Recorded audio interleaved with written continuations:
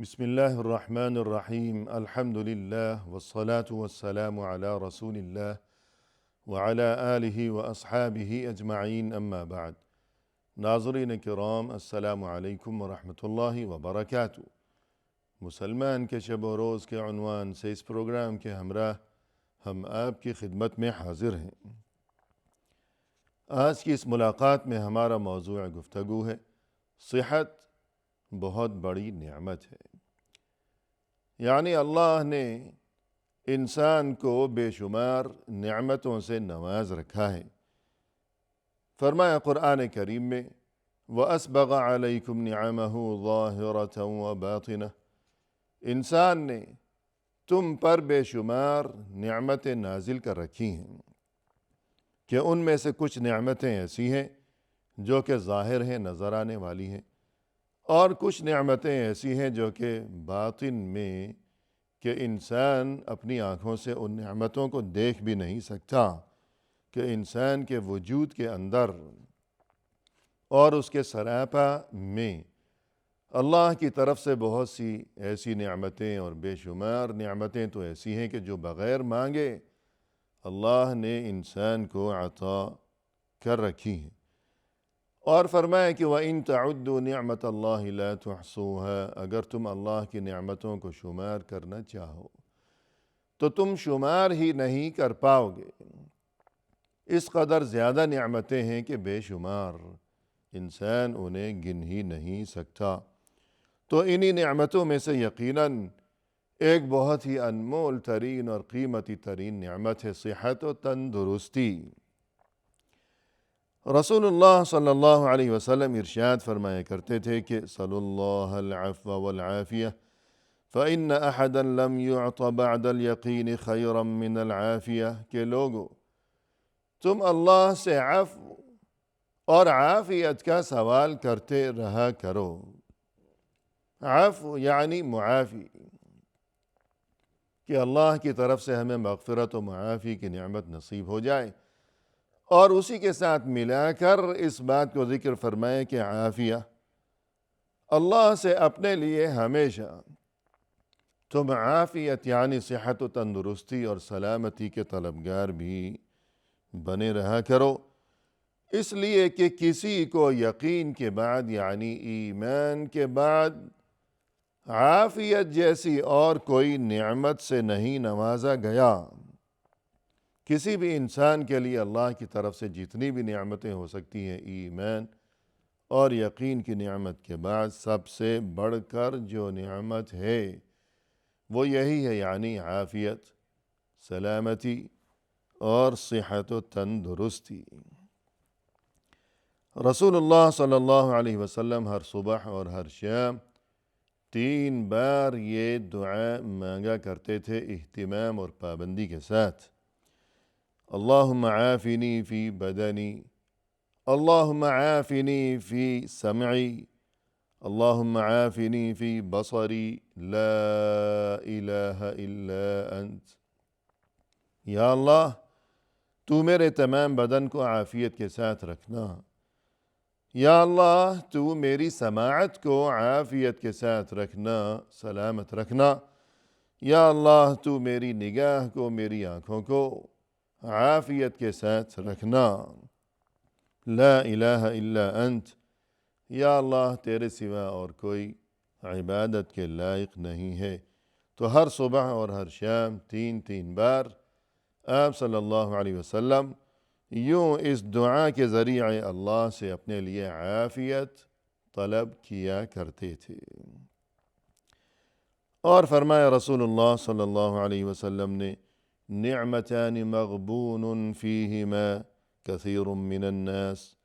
الصحة والفراغ، 2 نعمتیں ایسی ہیں کہ جن کی وجہ سے لوگ بہت بڑے خسارے میں مبتلا ہیں، کہ لوگوں کی بہت بڑی اکثریت کا یہی حال ہے، یہی کیفیت ہے کہ لوگوں کی اکثریت ان 2 نعمتوں کے معاملے میں بڑے خسارے میں مبتلا ہے۔ اور وہ 2 نعمتیں یہ ہیں کہ الصحت والفراغ، پہلی نعمت یہ کہ صحت و تندرستی، اور دوسری نعمت ہے فراغ، یعنی فرصت کے لمحات۔ تو آج اگر کسی کو اللہ نے صحت و تندرستی کی نعمت سے نواز رکھا ہے تو انسان کو چاہیے کہ اس نعمت کی قدر کو پہچانے، اور یہ کہ اپنی صحت و تندرستی کی حفاظت کی فکر و جستجو کیا کرے،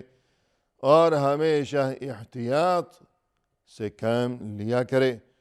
اور ایسی کوئی حرکت نہ کیا کرے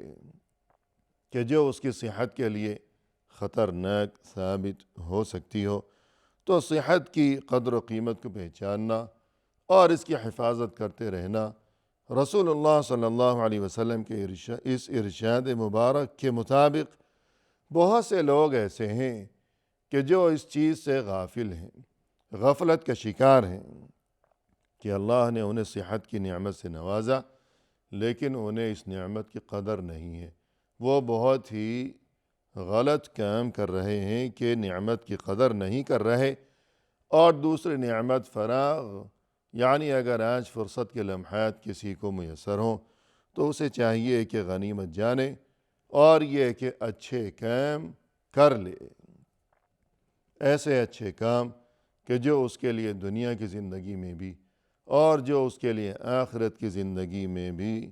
فائدے اور نفع کا سامان اور انتظام بن سکیں، کہ کل نہ جانے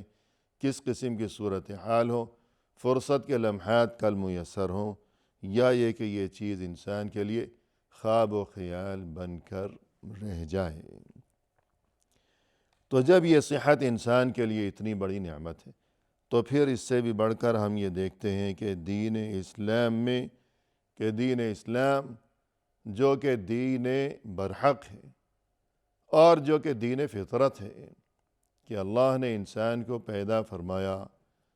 اور انسان کی جو فطرت ہے، انسان کا جو مزاج ہے، تو انسان کو اللہ نے پیدا فرمایا، اور انسان کے لیے یہ دین بھی اللہ کی جانب سے نازل کیا گیا، تو یہ دین انسان کی فطرت کے عین مطابق ہے۔ تو ہم دیکھتے ہیں کہ اسلام میں جو کہ دین فطرت ہے، انسان کو اس بات کا حکم دیا گیا کہ وہ صحت و تندرستی کو محفوظ رکھنے کی خاطر کیا کیا اعمال ہیں اور کیا کیا وہ باتیں ہیں کہ جن کے ذریعے ہمیں اسی جانب متوجہ کرنا مقصود ہے۔ مثلا قرآن کریم میں اللہ سبحانہ وتعالی کی طرف سے ارشاد ہوا، فرمایا کہ ان اللہ یحب التوابین ویحب المتطہرین، یقیناً اللہ پسند فرماتا ہے توبہ کرنے والوں کو، اور یہ کہ اللہ پسند فرماتا ہے پاک اور صاف رہنے والوں کو۔ تو اس آیت میں اللہ سبحانہ وتعالی کی طرف سے ہمیں اس جانب متوجہ کیا گیا ہے کہ ہم ہمیشہ طہارت کا اور نظافت کا اور یہ کہ صفائی کا اہتمام کیا کریں اور فکر کیا کریں، اور اس کے ساتھ ہی ہمیں اس جانب بھی متوجہ کر دیا گیا اللہ کی طرف سے کہ ہمیشہ ہم طہارت اور صفائی کی فکر کیا کریں، اور مزید یہ کہ دونوں اقسام کی جو طہارت ہے، دونوں قسموں کی طہارت، ہم دونوں کی فکر کیا کریں، کہ فرمائے کہ یحب التوابین، اللہ پسند فرماتا ہے توبہ کرنے والوں کو، یعنی اندرونی صفائی،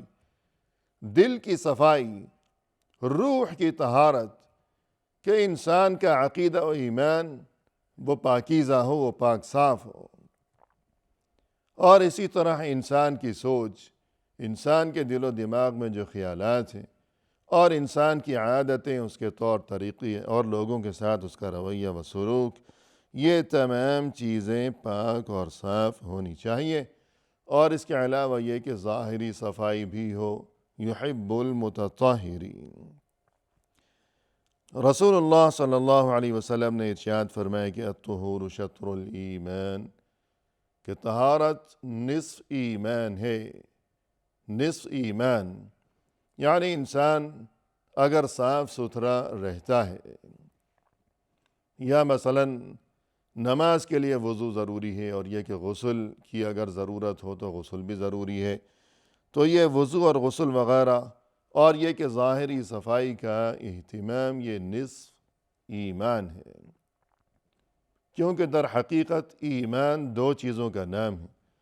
ایمان کے دو تقاضے ہیں، ایک تخلیہ اور دوسرا تحلیہ۔ تخلیہ یعنی خالی ہونا، ہر قسم کی نجاست سے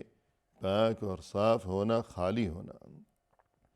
تو انسان نے جب وضو کیا ہے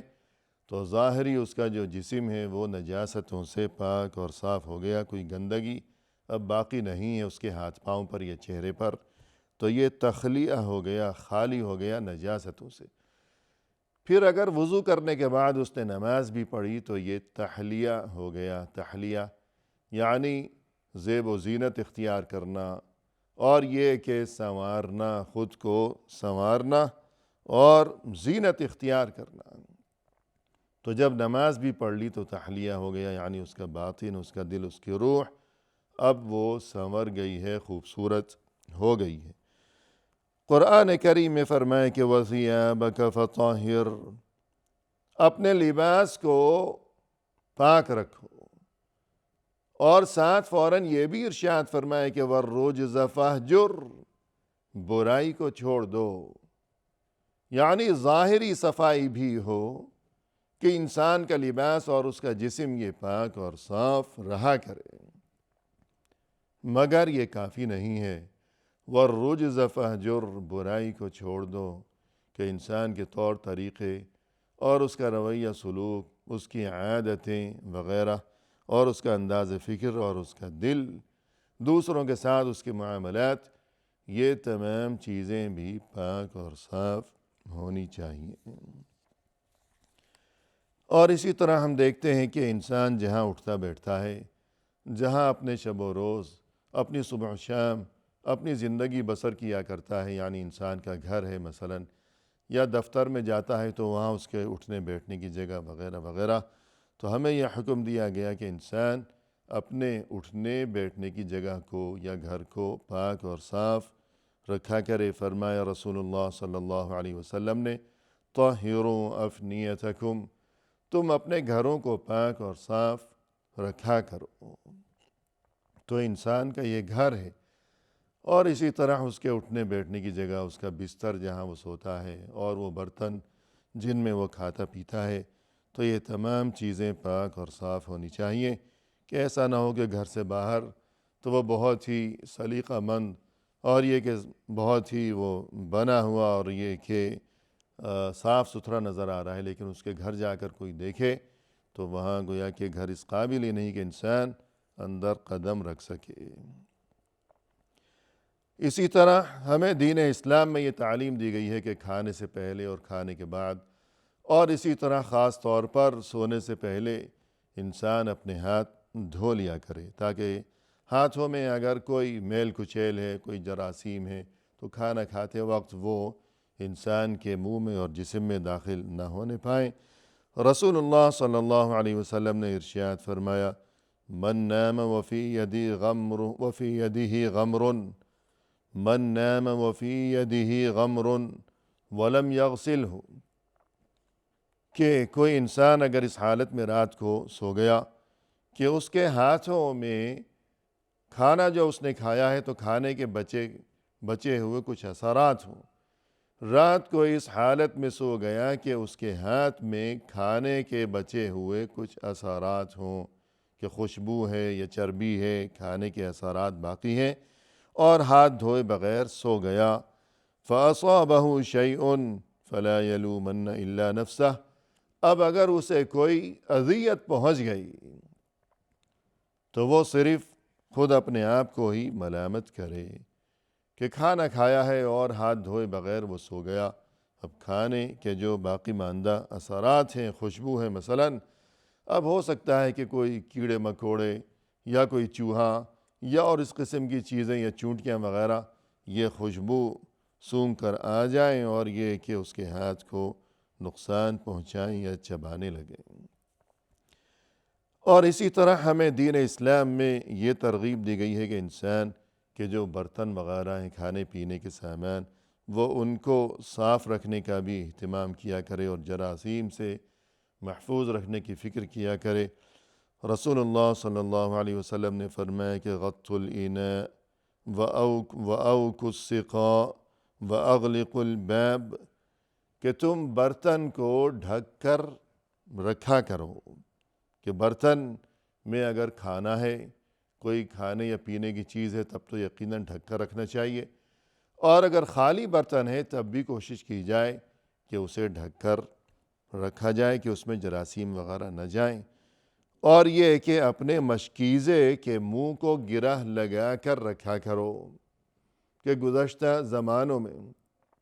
گھروں میں مشکیزیں ہوا کرتے تھے، کہ چمڑے کا بنا ہوا مشکیزہ کہ جس میں پینے کے لیے پانی وغیرہ رکھتے تھے وہ لوگ، یا مثلاً گھی بھی رکھتے تھے اس میں، تو اس کے منہ کو گرہ لگا کر رکھو کہ جو مشکیزہ ہے اس میں اندر نظر تو آتا نہیں ہے، کہ وہ یعنی شفاف نہیں ہے کہ اس کے اندر کیا ہے اور کیا نہیں ہے، باہر سے دیکھنے والے کو یہ چیز نظر نہیں آ سکتی۔ تو ایسا نہ ہو کہ بے خیالی میں اس میں کوئی جانور ہو سکتا ہے کہ اندر گھس گیا ہو، کہ چیونٹیاں ہیں مثلاً، یا کوئی چھوٹا کوئی چوہا ہے مثلاً، یا اسی طرح مکھی وغیرہ، یا اور کوئی سانپ بھی جا سکتا ہے، چھپکلی ہے۔ تو اس لیے فرمایا کہ تم اس کے منہ کو ہمیشہ گرہ لگا کر رکھو، کہ جب خود اپنی آنکھوں کے سامنے خوب اسے دھو کر اسے جھاڑ کر اس میں پانی بھرا ہے تو اب گرہ لگا دو، جب بھی پانی لیا اس کے بعد پھر اسے گرہ لگائے بغیر مت رکھو۔ اور یہ کہ دروازہ بند رکھو، خاص طور پر رات کے وقت انسان کو چاہیے کہ گھر کا دروازہ بند کر کے سوئے، کہ جو بھی اپنی طرف سے احتیاط ہو سکتی ہے اور جو بھی اسباب ہو سکتے ہیں انسان ان اسباب کو اختیار کیا کرے، اور اس کے بعد معاملہ اللہ کے حوالے کر دیا کرے۔ اسی کے ساتھ ناظرین کرام ہمیں دیجیے اجازت، فی امان اللہ، وآخر دعوانا ان الحمد للہ رب العالمین۔